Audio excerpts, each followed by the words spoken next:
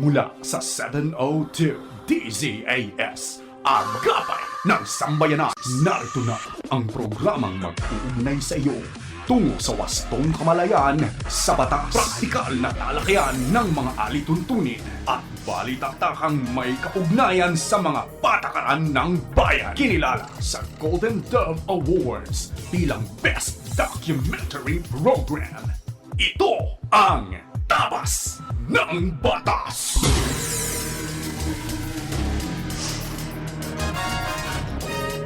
Isang magandang Sabado ng umaga sa iyo na nakikinig sa anumang bahagi ng Pilipinas, Luzon, Visayas o Mindanao man at sa iba pang bahagi ng mundo.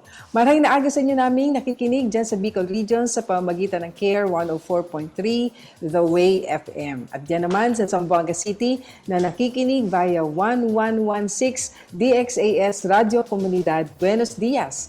At magandang umaga rin sa ating mga tagapakinig sa 1062 DXKI, Your Friendly Voice sa Coronadal City. Gayon din sa mga nakikinig sa DXFE Davao at sa inyo rin na narito sa Metro Manila na walang sawang nakatutok. Happy listening po sa inyo. Kami ang inyong mga kakampi sa batas. Ako po si Attorney Chona Cruz Gonzales. At ako naman po, si Attorney Jeremiah Belhica. Ito po ang inyong programang Tabas ng Batas dito po sa 702 DJS FEBC Radio TV. Miyembro po tayo ng kapisanan ng mga broadcaster ng Pilipinas at tayo po ay napakikinggan at napapanood sa ating mga social media platform sa YouTube at sa Facebook po ng 702 DZAS FEBC Radio TV. At sa Channel 185 po ng Signal TV, sa pakikipagtulungan naman po ng GCTV. At tayo ay sinasamahan din ng ating cute crew na si Absidi Ferrer, ang ating ProdTex na sina Benjo Morano, Reggie Villena, Nathaniel Peralta, RTV na sina Eileen Valdez, Wenmark Balatucan, Angelica Calayag, Raymond Paner, of course, ang ating ding cute crew na si Minka Tiangcoy, kasama din natin, at ang mga naroroon naman din sa Bukawi Transmitter site. Sa punto naman pong ito'y pasasalamatan natin ang ating mga kaagapay na nakaka-partner natin sa ministeryo po ng FEBC. Sa tulong po ng ating Panginoon at sa inyo pong suporta, mahigit 7 dekada na po nating naibabahagi ang tama at mabuting balita ng ating Panginoong Hesukristo. Sa mga nais naman pong maging kabahagi ng ministeryo ay maaari po kayong mag-message sa Facebook page ng 702 DZAS FEBC Radio TV or bumisita na rin po kayo sa aming pong website sa donatenow.febc.ph. One word po yan, no? donatenow.febc.ph para naman sa iba pang mga detalye, okay? Pero bago kami magpatuloy ni Attorney Chona, ay pagkaing pangkaisipan po muna tayo.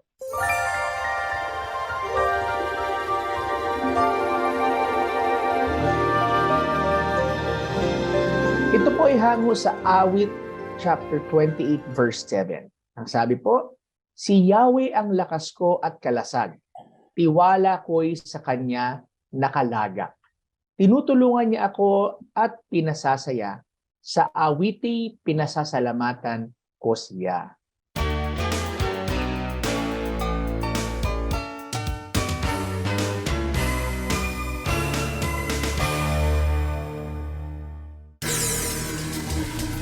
Kayo po ay aming inaanyayahan na makibahagi sa ating diskusyon ngayong umaga. At kung kayo ay mayroong komento, lalo na katanungan legal, maaari pong ipadala yan sa amin sa ating Facebook page, ang Tabas ng Batas FEBC. At habang naroon po kayo, please like and share.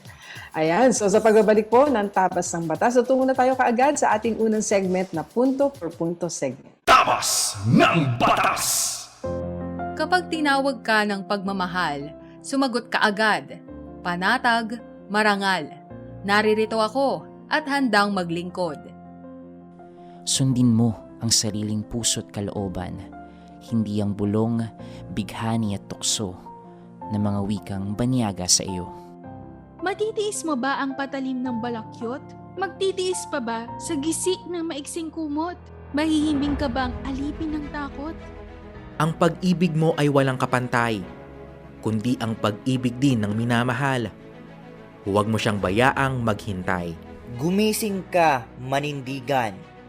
Bawat patak ng luha niya'y isang dagat. Bawat ngiti ng tagumpay niya'y watawat. Kapag tinawag ka ng pagmamahal, sumagot ka agad. Matatag marangal, walang bakit, sana maglingkod. Ito ay hango mula sa tulang Mamamayan ni Rio Alma. Paalaalang hatid ng inyong 702 DZAS, FEBC Radio TV, Agapay ng Sambayanan. Sumasayang papawid mula sa Maynila. Ito ang Far East Broadcasting Company Philippines. FEBC Himpilang 702 DZAS. Agapay ng Sambayanan. Paksang legal na siniksik sa mga kaalamang praktikal sa isang makabuluhang talakayan sa Punto por Punto.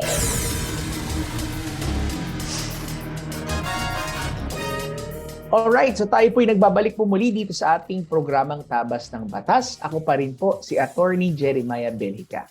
At ako naman po si Atty. Chona Cruz Gonzales. At dito nga sa ating unang segment na Punto por Punto, ay meron tayo isang napakahalagang pag-uusapan na topic, napapanahon at kinakailangan talagang maibigay natin ang mga impormasyon na ito sa ating mga tagapakinig dahil nga at taga-subaybay dahil ito ay nasa balita nito lamang mga nakaraang mga linggo kaya ano nga ba to Attorney Jeremiah, ang napakahalagang topic na may kinalaman pa rin naman sa batas na kapakipakinabang sa ating mga kaagapay.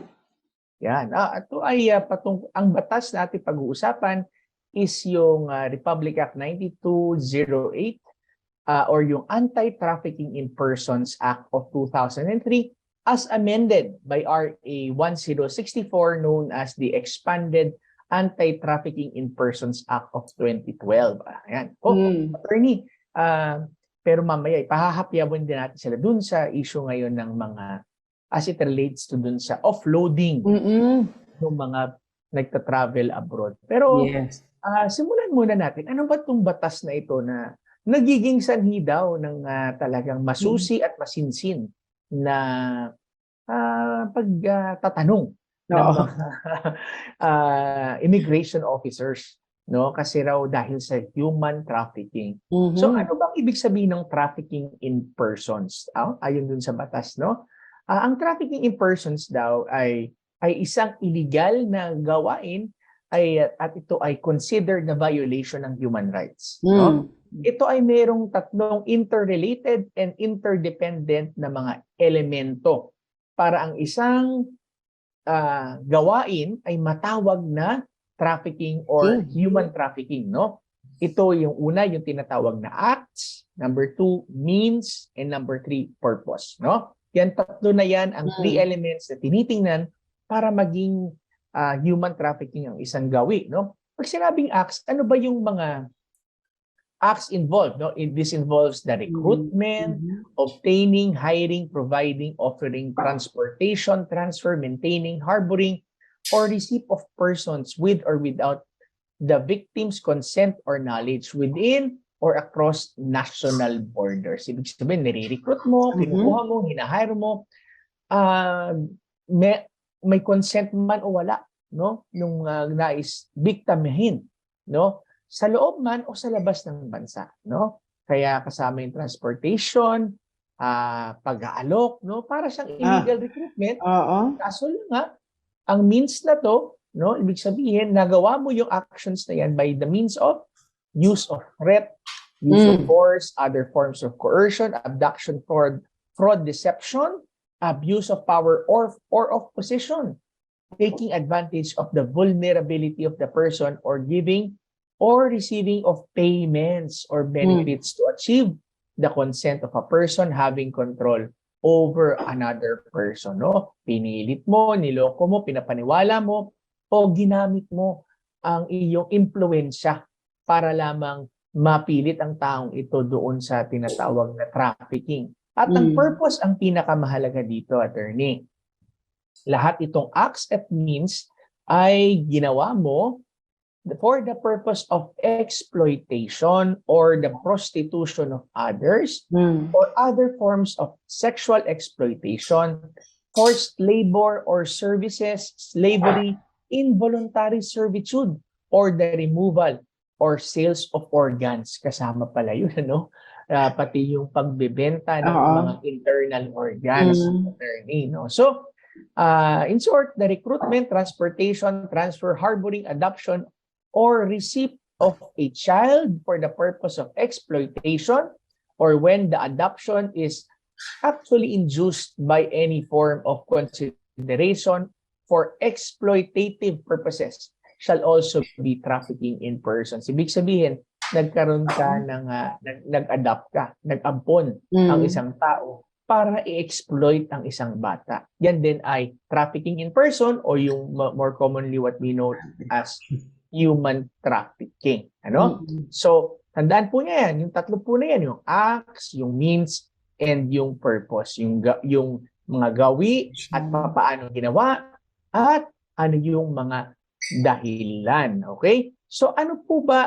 Meron pa hong tinatawag na, ang sabi nga ho dito, any person found guilty of the acts that promotes, kahit yung promotion lang ng trafficking person shall be penalized with an imprisonment of 15 years and a fine of 500,000 but not more than 1 million.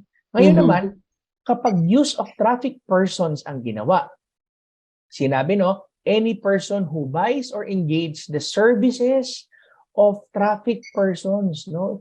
Ikaw ang kliyente na tinatawag, shall be penalized with an imprisonment ranging from 6 years to 40 years and a fine of 50,000 to 5 million pesos, no? So yan yung mga tinatawag natin na mga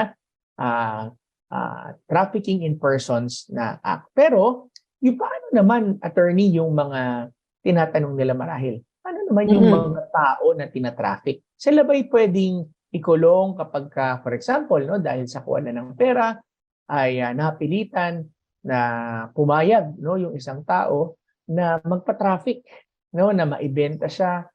Ang sagot ho doon, hindi ho sila kinakasuhan kasi sila po ay kinoconsider na victims. Yes. In fact, they are afforded with protection. Ano po yung mga protection na yan? Legal protection, free legal assistance, sila ay meron din right to privacy and confidentiality. Meron din silang karapatan na masama sa witness protection program at yung compensation program para sa mga biktima. Okay?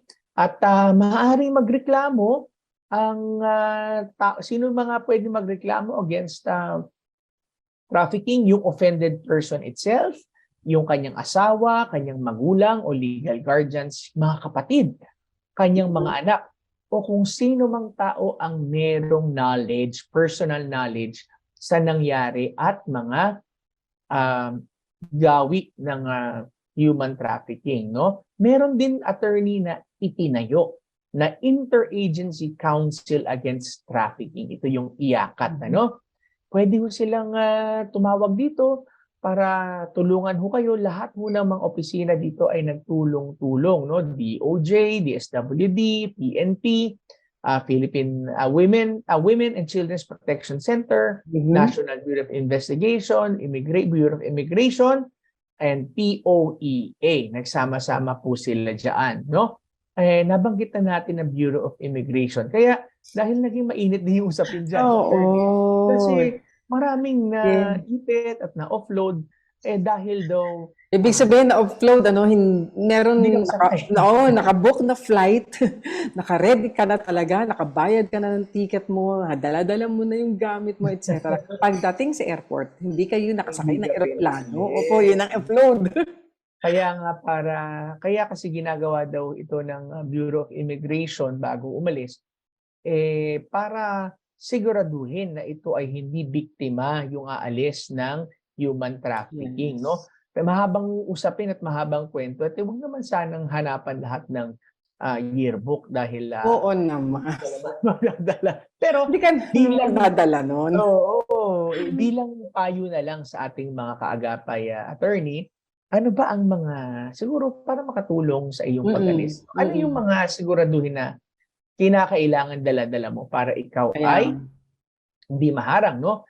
So in order for you to leave a country, kinakailangan ipakita mo ang mga requirements based kung whether ikaw ay traveling ay as a tourist or traveling as a OFW, Overseas Filipino Workers. Para sa mga turista, pwede hong hanapin ang iyong travel requirements na kasama po yung unexpired DFA issued passport, unexpired visa, at yung return ticket. Yan ha, mahalaga po yan.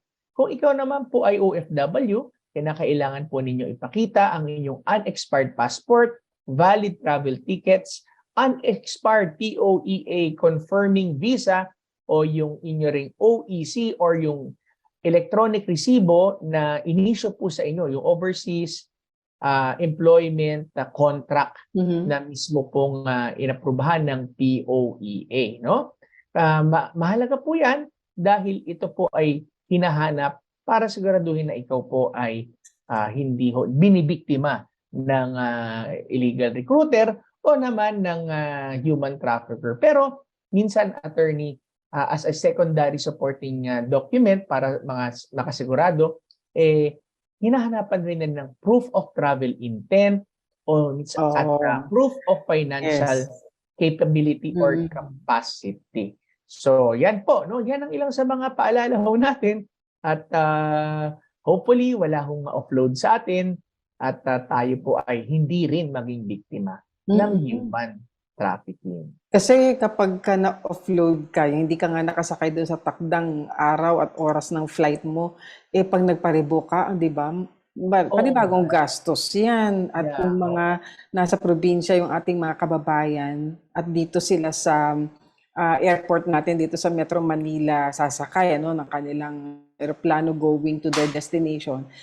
Di ba, matitigil ka dito ng ilang araw, gagastos. So, napakalaking hassle talaga, no? Kaya pinag-usapan po natin ito at minabuti namin na bigyan daan dito sa ating punto per punto segment para naman po maunawaan ng bawat isa yung mga kinakailangan po nating mga paghandaan, lalo na doon sa ating mga babiyahe kasi nga open na ngayon ulit ang ating mga airports para po sa mga magda-travel abroad at yung mga darating dito. But maraming salamat, Attorney Jeremiah, sa napakahalagang pagtatalakay na yan. At lalo pa po nating pagbibigyan ng pansin yung mga pagtatalakay ng mga relevant na mga issues dito sa ating program.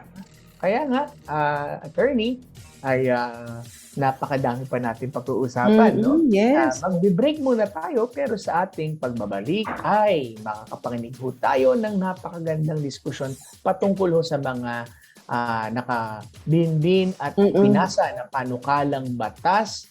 Pangungunahan po tayo ng ating pinakamamahal na Attorney Shona. Huwag ho kayong alis, tutok lamang kayo makaagapay. Babalik kami dito sa Tabas ng Batas. Tabas ng Batas!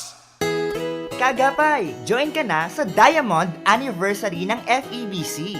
Yes! 75 years in the ministry ang inyong agapay ng sambayanan. 75 years ng pagsasahimpapawid. 75 years ng katapatan ng dakilang Diyos. Alas 8 ng umaga sa Valenzuela City People's Park Amphitheater at alas 5 ng hapon sa dati nitong tahanan Sa Valenzuela City Family Park. Oh, markado na yan sa kalendaryo. Para sa anniversary ng himpilang paborito mo. 702 DZAS FEBC Radio TV, agapay ng sambayanan. sa temang ang bawat tagumpay, ikaw ang nagbigay. Ikaw ang angkla ng aming buhay, tanging ikaw lamang, O Jesus.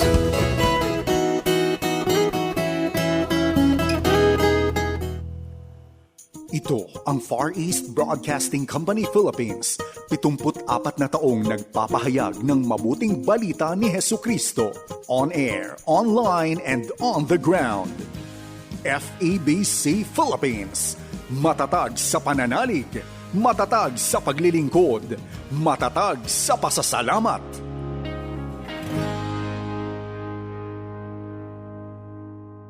Pagbibigay linaw sa mga palapalagay, ugnay sa mga panukalang batas. Akala at panukala.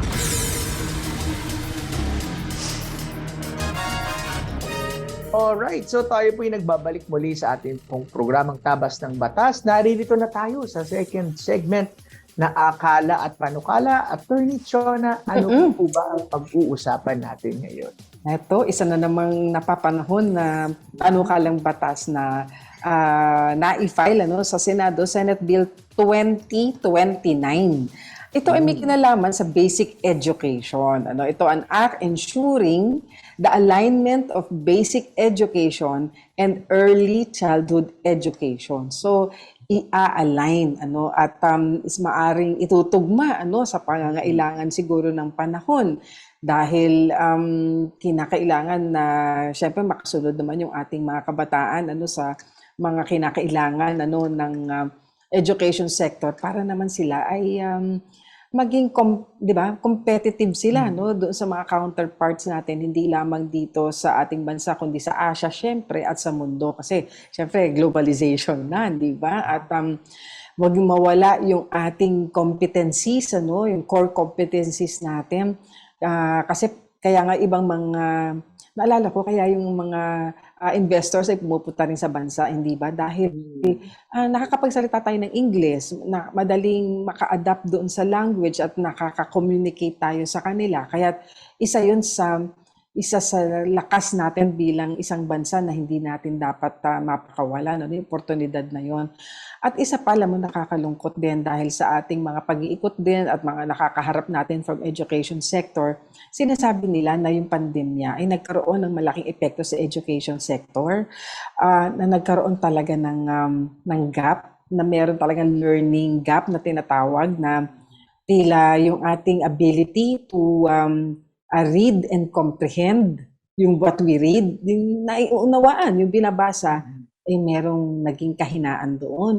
Kung kaya't iyan ay isang bagay na nais i-address. At tingnan natin kung itong panukalang batas ba ito ay meron ding maitutulong patungkol roon. Kasi sa pag-aaral daw, sabi rito sa explanatory note, yung mga bata raw na hanggang 0 to 4 years old are among the most vulnerable in the society. They require loving care from their parents, their community, and government. According to PSA, there will be an estimated 11.1 million young children aged 0 to 4 years old by July 2023. Ilang buwan na lang yan mula ngayon. This will account for around 10% of the total population. Napakabata ng population natin, which is estimated to reach 112.9 million by July 2023. So, 112.9 million na tayong mga Pilipino by 2023. These young children are the future of our nation and therefore they must be fully supported by the government, especially as they go through their educational journey. Early childhood education, or ECED, as part of early childhood care and development is extremely crucial in the development of these young children. Quality childhood education sets a strong foundation for learning, and according to a study conducted by UNICEF Philippines, the positive impact of early childhood education is sustained for over 5 school years. So napakahalaga talaga ng mga panahon na yan. A study also found that early childhood education and development has an effect on later educational performance of the student, where grade 4 learners who were able to often perform early literacy and numeracy activities with their parents before primary school scored higher in mathematics and science compared to those who were not. Kung maliit pa lang pala, bata pa lang talagang nabigyan na natin ng proper guidance, lalo na yung kanilang skills sa math and sciences, and of course, lalo na rin doon sa reading and comprehension, mapalakas natin yan.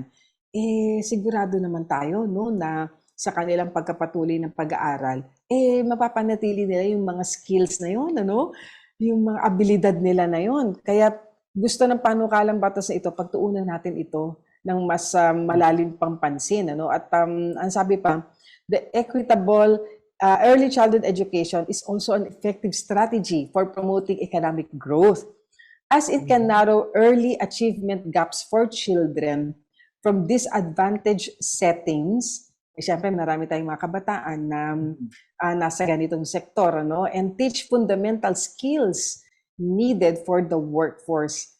Talagang pag-uumpisahan natin doon talaga sa mga kabataan, ano? At that age na sila ay mahuhubog pa natin upang may mga kasanayan na madedevelop pa sa kanila, na madadala nila hanggang sa kanilang pagtanda.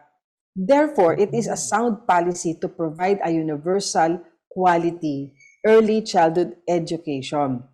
And the gains under an early childhood education will be wasted if it is not aligned with the K-12 curriculum. And corollary daw dito sa K-12 basic education, ito daw ay magsasuffer if the children who will enter kindergarten have not been properly equipped with the necessary skills or taught the essential learning competencies. Alam mo, gusto na nating ipasok agad dito, no? Yes, andoon yung dapat tutuon natin pansin, yung learning competencies talaga ng mga bata, no? Pero hindi ba, attorney, doon sa ibang bansa katulad ng Japan, ang kanilang primary years, no, ng mga bata na nasa early childhood education, hindi lang learning competencies, pero ang kanilang tutok nasa values. Yeah. Diba? Tama. Nasa values development at pagkaraan yung skills, doon itinuturo. I think, parang tama ba ako na after ng grade 3 ba yun? Pero basta yung formative years muna, values muna sila. Totoo yan, attorney. And I think in line yan sa principle ng Bible na train up a child in the way that he should go.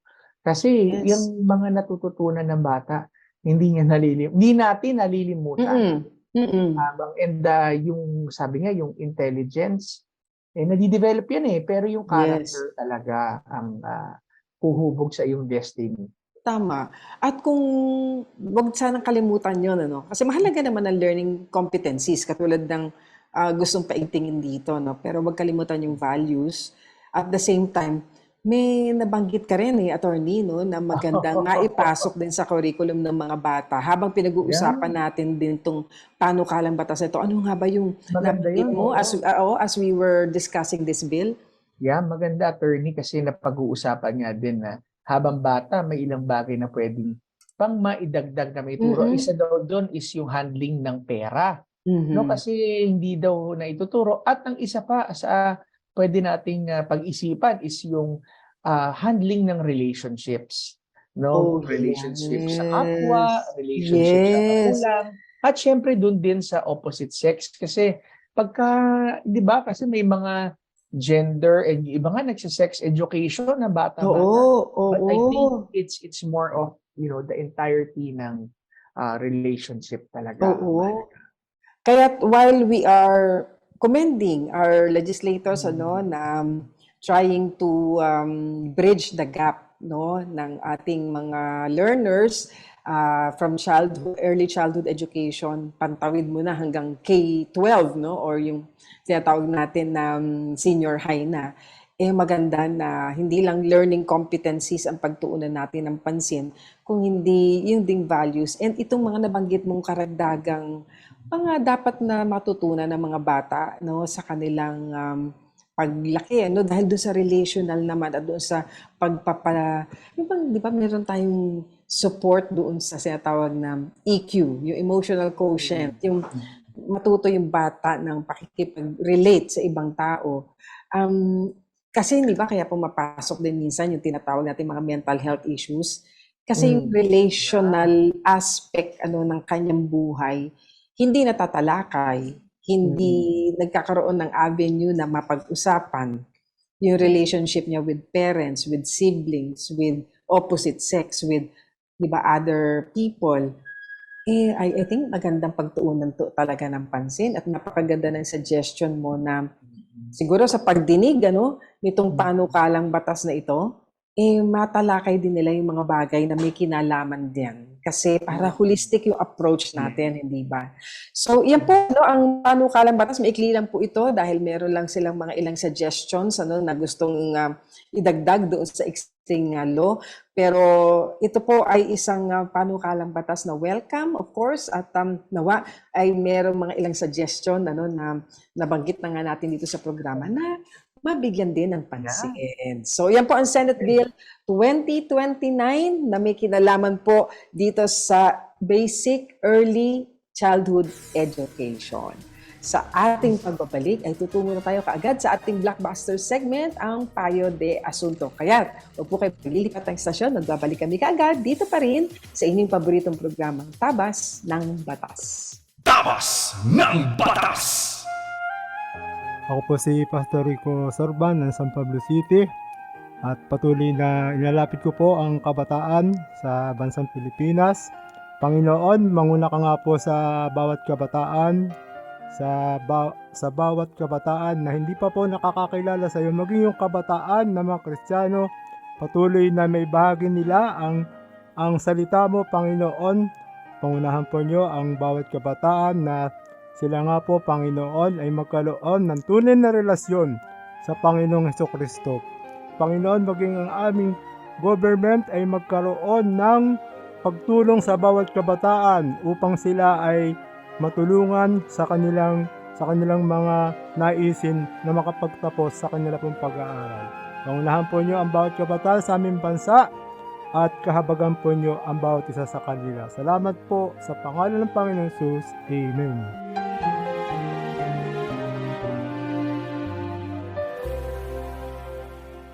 Sumasay papawid mula sa Maynila.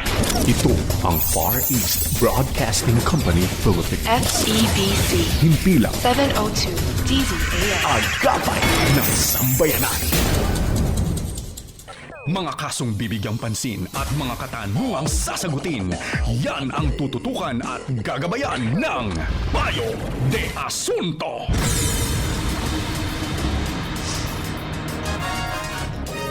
Alright, so tayo ay naririto na sa huling segment ng ating programa, ang Payo de Asunto segment, para subukan po namin ni Attorney Chon ang sagutin ang inyo pong mga katanungan. Okay, Attorney? Eto na, oo. At meron tayo uling phone-in question. Ayan, tingnan natin. Good morning po. Maaari po bang maisali ng titulo ng lupa sa pinagbentahan kung hindi pumirma ang asawang babae? Mana po ito ng lalaki at ikinasal sila noong 1979. 2020 po nang humiwalay ang babae dahil hindi sila nagkaanak at nawala ang amor ng lalaki sa babae na na-stroke. Ano po ang dapat obligasyon ng asawang lalaki? Ayun. So, ito ay patungkol sa pagbebenta ng lupa na minana, no? Yeah. Mister. Oo. At dahil nagkaroon na ng paghihiwalay, ang mag-asawang ito, pag nagbenta raw si Mister, kailangan pa ba, minana niyang lupa ang kanyang binibenta, kailangan pa ba ang signature ni Mrs. ngayong nag-alabuan na silang dalawa? Magandang katanungan yan, Attorney, kasi dalawa ang sabi nga natin na batas, dalawang konsepto ang papasok dyan. Una, yung kanilang, ano ba yung property regime nila bilang mag-asawa? Since sila ay kinasal noong 1979, no? Matagal na panahon na din, almost 44 years ago.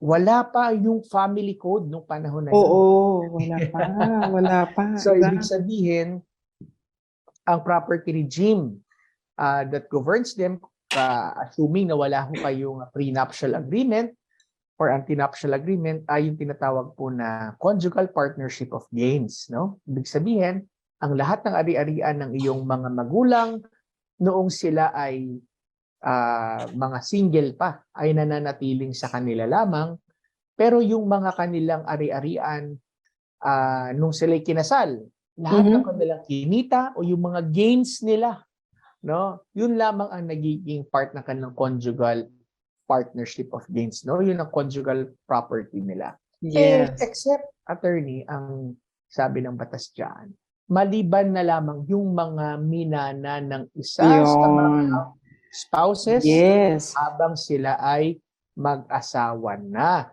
ay hindi pumapasok sa kanilang conjugal property. Dahil nga naman, yung pagpasa ng magulang doon sa kanyang anak ay prerogative din. Pinibigyan ng batas ng mas mabigat na konsiderasyon ang mga magulang na ibigay lamang ito sa kanyang anak. In short, ito po ay hindi conjugal property ng mag-asawa, kaya yung lalaki lamang ang siyang may-ari na to. Okay? Kaya lang, yung pirma niya sa deed of sale ay sapat upang yung buyer ay magkaroon ng claim over the binenta sa kanya ni Mister. Ayan. May isang katanungan pa na kailangan nating pakinggan ngayon at bigyang daan. Ayan. Kapag po ba ang lupa binigyan ng SPA ang caretaker at ang caretaker ang nagbabayad ng amilyar for more than 10 years, may habol po kaya ang caretaker? US citizen noon yung bumili at kapatid niya ang caretaker. Di sila good terms. Gusto lang ng caretaker na bayaran siya ng owner. Okay. Ito may kinalaman naman sa isang SPA. Alam sa isang special power naka-specify dyan. Ano po yung kapangyarihan, otoridad na ibinibigay sa inyo bilang agent, noong principal. At kung ang nakalagay lang po sa SPA ay kayo'y magbabayad ng amilyar, hanggang doon lang po ang inyong karapatan, at kainyong kapangyarihang gawin in behalf of the principal. Ngayon, kung magbabayad po ng amilyar, dapat nakasaad din po doon sa SPA, saan po manggagaling yung bayad, doon sa amilyar na yon. Kasi kung hindi po malinaw at ito pong caretaker ang nagbayad mula sa kanyang packet ng amilyar, dapat po talaga i-reimburse yun doon sa may-ari ng lupa, dahil hindi naman sa kanya yun. At hindi kasama sa kanyang obligasyon, bayad siya from his own pocket. At kung siya po ay recognized talagang caretaker, sila ay nagkakaintindihan talaga ng kanyang role doon sa property nila. Of course, kailangan meron ding compensation for that aspect ng kanyang ginawang trabaho. Okay. Yeah. Kaya attorney, madagdag ko rin lang, kasi hindi medyo nalinaw dun sa kaninang nagtanong. Yung gusto ba niyang habulin dun sa kanyang principal nung caretaker, yung bayad ba dun sa kanyang ibinayad na amilyar o yung bayad sa kanyang serbisyo? Yun. We have to make a distinction. Oo, kung bayad sa serbisyo, dapat nandun sa agreement, no? Kung sa kanya binigyan siya ng SPA o kung meron namang other agreement na compensation. Kung wala po, ay hindi ho natin maisisingil. Pero yung sabi nga ni Attorney Chona, kung ito po ay pinaluwalan mo, no? Nag-advance ka. Inabunuan. Banuan. Yung bayarin para dun sa amilyar sa lupa, maaari po ninyo itong meron pa tong legal interest na lalabas. Yes. Ito pa isang katanungan. Ito napakahalaga, Sabi niya, balak po sana ay bumili ng rights ng lupa. Anong dapat naming gawin para masiguro namin na hindi kami maloko?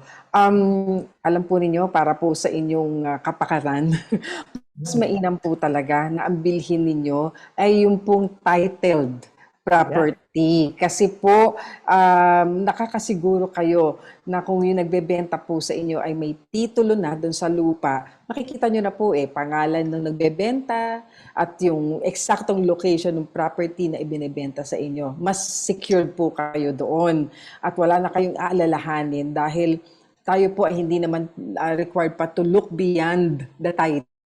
Kung tayo ay bumibili ng property. Kaya kung sa amin lamang po ni attorney, talagang mas gusto namin na, at ipapayo po namin sa inyo na ang bilhin ninyo ay yung may mga property may titulo na po.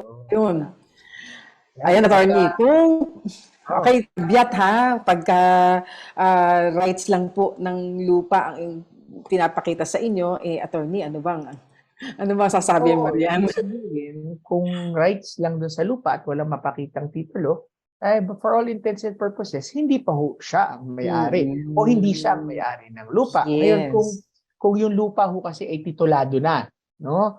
tingnan niyo po kung sino yung may-ari ng titulo, ay yun ho ang dapat ninyong bilhan. Pero attorney, kasi baka naman hindi pa titulado yung lupa. Oo, Ibig sabihin, ito yung tax declaration lang. Binibili niya yung rights na para siya ang makapagpatitulo ng lupa. Ano? So, kailangan checkin nyo rin po kung ito namang lupa na ito na hindi pa titulado ay maaari niyang mapatituluhan kung sakaling bibilhan po ninyo. Yes. Napakahalaga niyan. Kaya po, let's say, kasi mayroong mga ganyan na rights lang. So, sa makatwid, nasa gobyerno pa ba? Yes.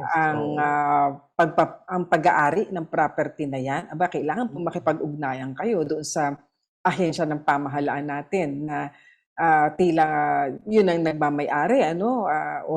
Kasi ganun no? Kaya rights lang. Malamang nasa government pa. Oo, yan. Isa pa yan. Actually, hindi ho siya enforceable in court kung sakaling hindi ho matuloy. Oo, kaya hindi po kayo sigurado riyan. Siyempre maglalabas din kayo ng malaking halaga. Kung ganun po, piliin nyo na po yung sigurado kayo. Yung may titulo na at yung nagbebenta sa inyo, pangalan niya. Yung nasa titulo. At naka-ocular inspection nyo yung lugar na sinasabing binebenta nakalagay po doon sa titulo para sigurado po tayo. Ayan, may isa pang katanungan to involving a developer naman. So sabi niya, may katabing subdivision po kami. Then nagkiklaim po sila na lumampas daw yung developer sa lupa nila. Pinadalang kami ng summons. Pero may titulo na po akong hawak na sa akin nakapangalan at magbabayad na din po ako ng amilyar.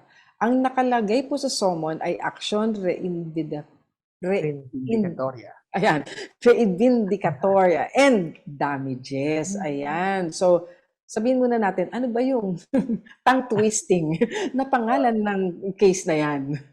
Oo, yung action reivindicatoria o ito sa English, this is what you call an action to vindicate. No, ito ay isang remedy na para mabawi ang isa recover, property, to recover an immovable property. So itong action na ito kasong ito ay involves recovery ng tunay na may-ari ng lupa, no? Pero ito ay kasama na rin yung siya ay nagnanais na ma-possess ang lupa at kailangan ma-file niya ito within 30 years from the time na ito'y napatitulahan o kaya na-discover niya ang kaso na ito. Ayan, no? So, pero attorney, ang siguro tingin ko dito sa nangyari, baka pina-survey nila ulit yung mga lupa nila at lumabas doon sa survey ng geodetic engineer na lumagpas yung developer dun sa kinuha na property. At pinakamagandang gawin niyo po dyan ay balikan niyo yung titulo po ninyo, ibigay po ninyo sa isang geodetic engineer at ipasukat niyo po ulit para makita po natin kung alin po dyan yung sakop ho ng inyong titulo. May titulo naman kayo. Maaari pareho may titulo, attorney, no? Pero yung actual na yung ginawa na dinevelop, baka nagkalagpasan ng linya. Ngayon, ang napansin ko dito, attorney, sinabi na action reivindicatoria with damages, no? Ang damages mo kasi yan ay ibig sabihin yung bayad, danyos perwisyo. Kasi either ikaw ay ginawa mo ang perwisyo na ito ng merong negligence o ikaw ay prudent dahil hindi mo ikaw naging maingat, hindi naman ho siguro dapat kayo. Sakali man, singilin kasi hindi naman ho kayo ang developer. Ano po?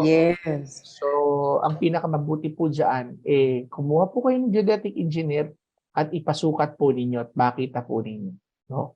Kung kayo, kung hindi. At kung nagkaroon ng negligence din yung developer dito, no? Syempre dapat ma-question din siya dito. Siya magbayad din ng damages dito. Ayan. So, ayan po. Ayan, may isa pa tayong katanungan. Ito naman, talagang iba-iba din tinanggap natin katanungan itong linggo na to. Sabi naman niya, this is about unpaid salary loan. So, meron po akong unpaid salary loan. No, nagtatrabaho pa ako, pero dahil po sa health issues, napagdesisyonan ko na mag-resign as of March 1, 2017. Hindi ko na natapos na mahulugan ang salary loan kasi wala na po akong income. Ngayon, nasa collection agency na po ang aking loan at sinisingil na ako ng almost 981,000. Nakiusap ako na baka maaari isettle ko na po yung outstanding balance right after na mawalan ako ng trabaho na almost 190,000 plus lang. Ililay away terms ko po sana o siguro parang huhulog-hulugan na niya, no? Pero sabi nila hindi na daw po pwede. Paano kaya mabuti kong gawin? Willing naman po akong mag-settle naman ng balance ko. Attorney, ang tingin ko dito, una ho sa lahat, no? Yung sinabi po na ito'y nasa collection agency na, ang gusto ho siguro ng nagpautang ho sa inyo, no?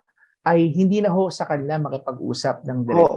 Kasi alam mo, attorney, kadalasan ang mga bangko, financial institution na meron silang third-party collector, ay merong agreement yan dun sa collection agency na sinasabi na kung sakaling lalapit sa'yo yung may utang sa'yo, ay ipapasa mo sa amin kasi nga kumukomisyon din sila doon sa singil na ginagawa. Yes. So, kadalasan nagkakaroon ho ng pagkakataon na magkaroon ng layaway terms through the collection agency. Kung meron ho talaga collection agency. Pangalawa, tingnan ho ninyo yung terms ng inyong kontrata kasi baka naman exorbitant. Baka masyadong mataas ho yung interest. Kasi 90,000 lang nung huminto siyang magbayad. Pagpalagay mo na nga ilang taon na siya dahil 2017 pa yung huli, no? Pero 900. Yeah. Tsaka na-taken in consideration na kaya, attorney, yung pandemya. No? Kasi nung nagka-pandemic, alam niyo po, 2019, 2020, 2022. Ayan. So, nagkaroon din po ng batas po na kung saan medyo binibigyan ho ng palugit no? ang mga may utang kasi hindi nga naman makabayad. So, i-check niyo po kung kasama po yan sa kanyang computation. At ang suggestion ho namin, kausapin niyo rin ho itong collection agency. Kasi baka ho yung sinasabi ninyo na ayaw ho makipag-usap sa inyo. Dahil doon ho kayo sa diretso sa inyong pinakautangan. So, minsan ho sila pumapayag naman na magkaroon ng layaway terms po dyan. Oo. Kasi ang interest naman nila di ba? Makakolekta. Oo, makasingil. At maganda naman ang attitude niya, no? Kasi gusto naman niya talaga isettle. Kaya lang nga nagulat siya sa laki. Biglang, di ba? Mula noong 2017 ay ganito na. Anyway, sige. Bigyan daan na lang natin ng isa na lang. No? Sabi niya, yung kapatid ko po, may problema. Nagpapalipat ng pangalan ng titulo ng lupa ng magulang namin sa pangalan niya. Binigay lahat ng mga required na papeles sa isang kakilala para mag-ayos. Buhay pa ang nanay namin noong ipalakad yun, pero namatay na nga po si nanay last year, ng February. Hindi nagpakita ang taga-asikaso ng matagal ng panahon ano ang pwede namin gawin. Pwede po ba niyang ibenta ang lupa kahit hindi namin alam? Pwede ba kami makakuha ng bagong titulo ng lupa kapalit ng original? Nako, mukhang naibigay nila ang original title. Oo, nako, wag niyo po ibibigay po iyan. Oo, at doon naman sa nagsabi na siya ay maglalakad at hindi niya nagawang gawin yung ipinalalakad. Nako, kailangan din siyang managot doon. Malamang binigyan niyo na po ito ng pera para ipalakad yung dapat lakarin. At pero ito yung mga tanungan niya. Sige. Baka naman, attorney, prinoseso kasi sabi yung nanay ang kausap Si nanay ang kausap. Kailangan namatay na. Pero baka hindi lang nagre-report. So, kung hindi nyo una ho sa lahat, ay kinakailangan po mahanap po ninyo yun. Kung hindi ho talaga nagpapakita at nagtatago po nangyayari, ay yan po ay meron ho yung kaso yan po, yan po ay maaaring maging qualified theft na tinatawag o pwede rin hong maging estafa. Yes. Pareho pong delikado yan na kaso po. Criminal cases yan. Criminal cases yan dahil pinagkatiwalaan po ng inyong nanay pero ito po ay itinakbo lamang, no? Ang question ay kung pwede mo nilang gumawa ulit ng bagong titulo. Oo. Yan. Kung Kapalit ano na mo, original. opo. Kung ano po, kung hindi ho ninyo talaga makita, despite diligent efforts po, no, pwede ho kayong mag-file ng reissuance of owner's duplicate original ng title. Yes. At kailangan lamang mapatunayan at mapresenta ang ebidensya na ginawa ninyo ang lahat para makuha po ninyo ang titulo na nasa sa inyo. Ano po? Pero wala pong nangyari. Ang mahalaga din po dito at gawin po ninyo, pumunta rin ho kayo sa Register of Deeds. No? Yes. Kumuha ng certified true copy. Pwede po yan. At para makita niyo po, baka naman ho inililipat na hindi niyo pa lamang alam. Or baka nga ibinehebenta sa iba. Makikita niyo rin po yan. No? So, punta ho kayo ng Register of Deeds para inyo pong makita. Yes. At yung po Register of Deeds na yun, ay kung saan po naroroon yung lupa na pinag-uusapan natin, doon sa location niya. O yan na lang, yung ating oras na mailalaan para sa ating Payo de Asunto segment. At sa inyo po na hindi nakapakinig nung ating naging kasagutan, maaari pa ninyong balikan ang ating mga sagot. At yan po ay sa ating Facebook page, ang 702 DZAS-FEBC Radio o sa Tabas ng Batas, FEBC. At kung hindi pa ho namin nasagot ni Attorney Chona ang inyo pong mga katanungan, abangan nyo na lamang po ito sa mga susunod na Sabado. Sa mga may legal concerns naman po sa inyo, pwede ho kayo mag-message sa aming Facebook para sa inyong katanungan. Pwede rin ho kayo mag-send ng audio o kung gusto nyo video na rin, no? Ng mga mensahe ninyo para sa inyong mga katanungan. Okay? Yes. Sige ho, tayo ngayon ay dadako na sa prayer time. Panginoong Hesus, kami po ay lumalapit at nagpapasalamat sa inyo. Pinupuri po namin ang inyong pangalan. Lord, we thank you, Lord, for this opportunity na kami po ay makapag-usap-usap, Panginoon. Yes. Makatulong, Panginoon, sa amin mga kaagapay, kasamahan, O Diyos. Lord, we pray that you would be the one to defend them.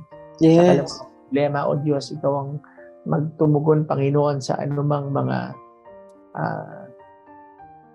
pagsubok na kanila pong pinagdadaanan, Father. Be the one, Lord God, to provide, to give justice and peace. Yes. Lord, for you are a righteous judge. Purihin ka, Panginoon. Pagpalain mong lahat na nakikinig sa amin, O Diyos. Sila, Panginoon, ay makasumpong po ng katotohanan at kagalakan at katuwiran, Panginoon, sa iyong presensya, sa iyong salita. Sa iyo po namin ibinabalik ang lahat ng purihan at pasasalamat. Sa matamis sa pangalan ni Jesus. Amen at amen.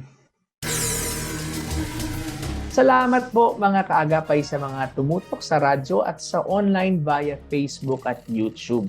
At syempre sa Channel 185 ng Signal TV. Sa GCTV. Kami po ang inyong mga kakampi sa batas tuwing Sabado ng umaga. Ako po si Attorney Jeremiah Belhica. At ako naman po si Atty. Chona Cruz Gonzalez, nag-aanyaya sa inyo lahat na sundan po kaming muli pakinggan at panoorin sa ating programa sa susunod na Sabado sa parehong oras. Kaya't lagi po nating tatandaan, kung unawain at susundin, kakampi mo ang batas. Nais po naming makarinig mula sa inyo para sa mga kuro-kuro, mungkahi, o mga bagay na nais ibahagi sa palatuntunang iyong napakinggan, sumulat lamang sa 702 DZAS, Agapay ng Sambayanan, 1 Corporate Center, 46th floor, Doña Julia Vargas Avenue, corner Meralco Avenue, Ortigas Center, 1605, Pasig City. O mag-email sa dzas info@febc.ph.